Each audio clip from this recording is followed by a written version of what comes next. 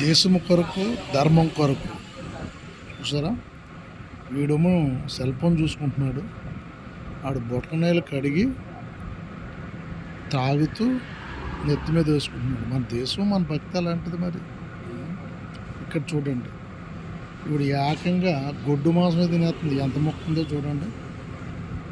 దేశం కోసం ధర్మం కోసం తినాలి, తాగాలి. మన ధర్మం అలాంటిది. ఈ విధవ 35 సంవత్సరాలు ఉంటాయి వీడికి గట్టిగా ఉంటే, 60 సంవత్సరాలు 65 సంవత్సరాలు ముసలాయంతో కాళ్ళు పట్టించుకుంటున్నాడు. ఆయన సేవ చేస్తానన్నా సరే చేయించుకోకూడదు. ఆయన వయసు కన్నా గౌరవం ఇవ్వాలి. దేశం కొరకు ధర్మం కొరకు మన ధర్మం అలా చేయించుకుంటుంది. మన ధర్మం అలాంటిది. ఈడు చూడండి, వచ్చిన భక్తుల ఆడవాళ్ళ పాదాలు నెత్తిమే పెట్టించుకుని వాడు సొంత పిల్లలాగా అనేకమైన స్వీట్లు పలహారాలు ప్రతిదీ కూడా చక్కగా తినిపిస్తుంటే సొంత పిల్లలు తినిపించినట్లుగా తింటున్నాడు. ఏమంటే ఇదే కాదు, ఈవిడ ఇంకా రుచిగా ఉందని చెప్తున్నాడు. చూడండి, ఇంకొక ఆవిడ వచ్చి పెడుతుంటే తినిపిస్తున్నాడు. అసలు మన ధర్మం అలాంటిది. ధర్మం కోసం దేశం కోసం మనం అలాగే చేస్తాం. మన ధర్మం అలాంటిది.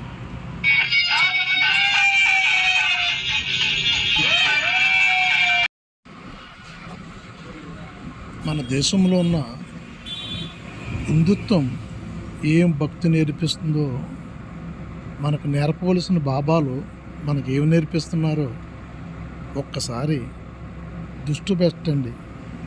నా మిత్రులారా, నా స్నేహితులారా, నా భారతదేశం యువతలారా, మన హిందూ మతం మనకి ఏమి నేర్పిస్తుంది? ఈ బాబాలు మనకి ఏమి నేర్పించాలనుకుంటున్నారు? వాళ్ళు మీరు జాగ్రత్త. ఎక్కడికి వెళ్ళిపోతుందో ఈ మూఢాచారాలు చెప్తూ వాళ్ళ బ్రతికి